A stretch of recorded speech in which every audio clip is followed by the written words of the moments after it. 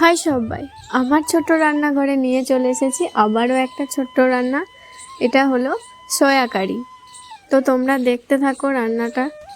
তো আমি উনুনে কড়াই বসিয়ে দিলাম। এবার আমি আলুগুলোকে ভেজে নেব।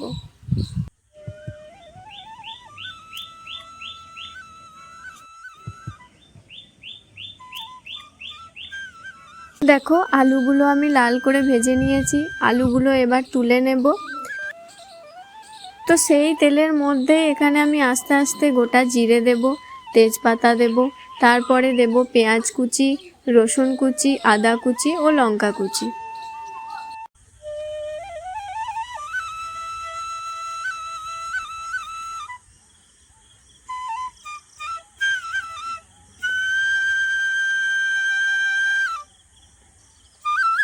তারপর আমি পেঁয়াজ কুচিগুলোকে লাল করে ভেজে নেব।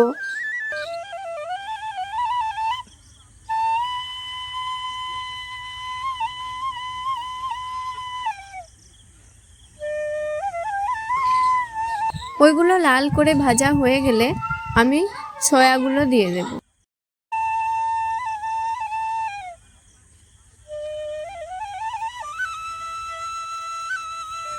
তারপর আমি সয়াগুলো ভালোভাবে নেড়ে নেব। তারপর দেখো আমি আলুগুলো দিয়ে দেব। আলুগুলো দেওয়ার পর আমি সব কিছু ভালোভাবে মিশিয়ে নেব। তারপর আমি আস্তে আস্তে মশলাগুলো দিতে শুরু করব। নুন, হলুদ গুঁড়ো, জিরে গুঁড়ো, মিট মশলা, সব মশলা আমি এখানে দিয়ে দেব।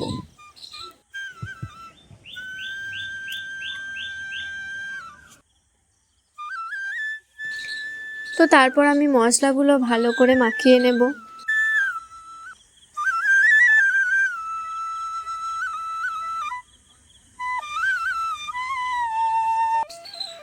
মশলাগুলো ভালো করে কষিয়ে নেওয়ার পর আমি এখানে জল দিয়ে দেব।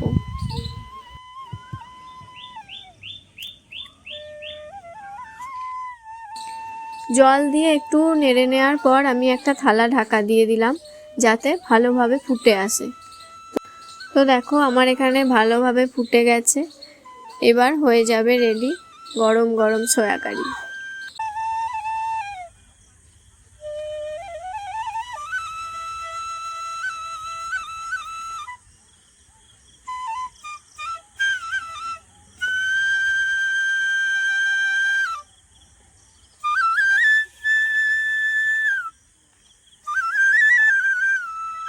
আমার সয়া কারি কমপ্লিট। এবার আমি নামিয়ে নেব একটা বাটির মধ্যে।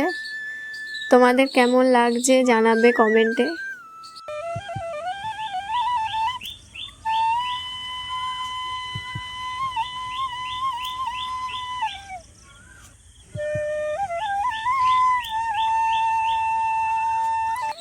দেখো আমার কিন্তু রান্নাটা কমপ্লিট হয়ে গেল। তোমাদের কেমন লাগলো অবশ্যই কমেন্ট করে জানাবে। আর ভালো লাগলে একটা লাইক করবে, শেয়ার করবে অ্যান্ড সাবস্ক্রাইব করবে। ততক্ষণে পাশে থেকো। আবারও আসবো একটা নতুন ভিডিও নিয়ে।